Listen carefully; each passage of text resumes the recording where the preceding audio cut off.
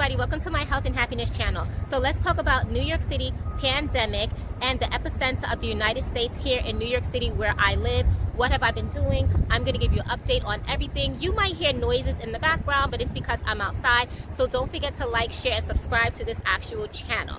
First and foremost, before I talk about how this has affected me, I'm going to take y'all with me outside in New York City so we can go shopping in a supermarket and you can see actually what that is like and how I have to prepare to actually go out and about during this whole entire pandemic and what it actually was like for me. So I'm ready to go with my quarantine wear.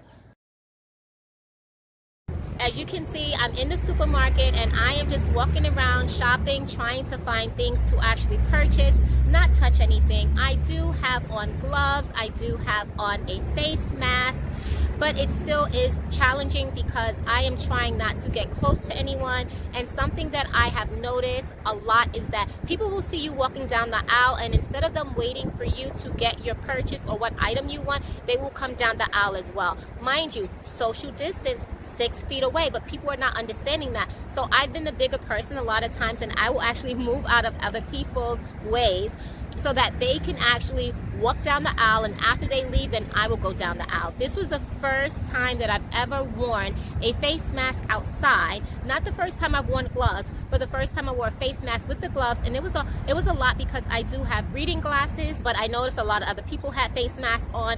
And the supermarket I went to, there were not a lot of people there. So that was something that was really good for me so that I didn't really have to be around a lot of people. I prefer to take walks so that I'm not near anyone and a place where it's not densely populated. But I've noticed that any place where you have to get food or medicine or anything of that nature, it seems to be very densely populated with people. Unless you go to a less known supermarket or pharmacy, then it won't be as many people around you, which is something that I prefer. So the Targets, the Walmarts, all of those stuff are just so densely populated. Now, I didn't go there today, as you could see, so I felt better, but just having to wear a mask outside and seeing everyone else with a mask, that did bring my anxiety level up a little bit. So I just had to keep breathing in, saying, okay, you're just protecting yourself, you're gonna be fine. And I made it through this whole entire adventure. So we made it through that first part, we went to the supermarket, and now let's get on to how this has been affecting me and all of that. I have been unemployed currently for 2.5 weeks, but I am trying to do telework right now, so that's going to take a while before it actually kicks in. But I've been very positive because I've always been the type of person that has always saved for a rainy day. You should always have some kind of fund set aside that in case something happens, it can still tie you over. So I am not too concerned as of yet. Let's talk about what I've been doing. Pretty much spending time with my family here in New York City. I have not really realized the effects of it until pretty much yesterday, and I'm going to tell everybody in detail why I've been feeling the effects right now of this whole entire pandemic. As anyone that's dealing with this pandemic, everyone knows that it can be hard on you in varying different degrees depending on what's going on in your life. Since yesterday, my anxiety level has increased. I've been very positive, a lot better today because I did get outside. I did not go outside for like 3 days, so I think that also is getting to me. You keep watching the news, seeing things that's going on. So I'm gonna give you some tips to get your mind out of feeling in a state of possibly being down, or despondent due to this whole pandemic. Do something that you do enjoy once per day. So what I did today, take a walk, that's what I usually do. I also went to the supermarket. I always try to look at the glass half full, try to look at the positive. We're all still here. Whoever is on earth right now, we are still part of the living, so we can still make changes.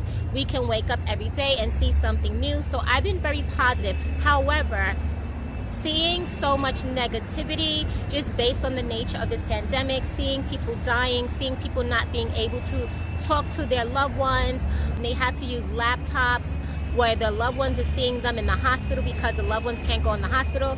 That really took its toll on me yesterday. Both my brother and sister-in-law are considered essential workers, so they are those people that have to report to work every day.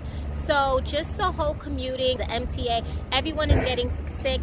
A lot of people are passing away because this is very fatal. So with that being said, Oftentimes the train and buses are delayed. I will show a clip just so that you can see how congested it is. So it's been a lot. I'm not gonna lie, it's been a lot. And yesterday, I'm not gonna lie, I sat crying in bed for a while just because my mom is, you know, her immune system is compromised. My dad's is, my sister's is, my brother is. I'm the only one who doesn't have a compromised immune system. And with that being said, it literally has taken a toll on me because I'm like, oh my God, if something should happen, I don't know what I would do. And I think you just always seem to think about the worst. So I've had to get my mind out of that. Do not watch the news all the time because it will bring you down, because nothing is going to change overnight.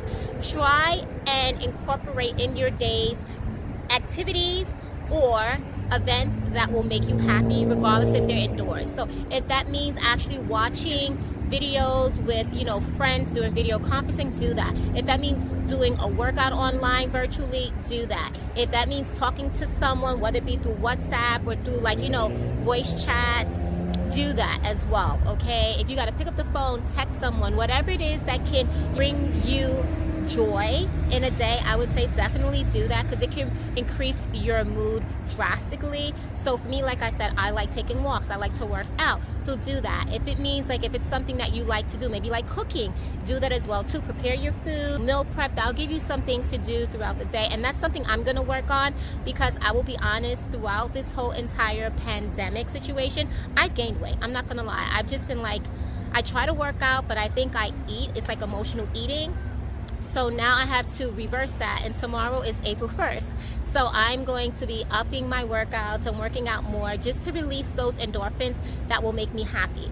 So I want you to post down below some things that you have done, and you've been on quarantine for 2.5 weeks and you still are unemployed like me, or if you're not, let's just all communicate. So just tell me anything that you have been doing. This is going on around the world, so just comment below. What have you been doing since your city or country has been quarantined?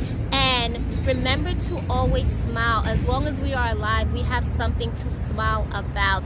No matter how dark the situation is or how dismal it might feel, there is something to smile about, because we still have life. Bye, be well, and be safe, everyone.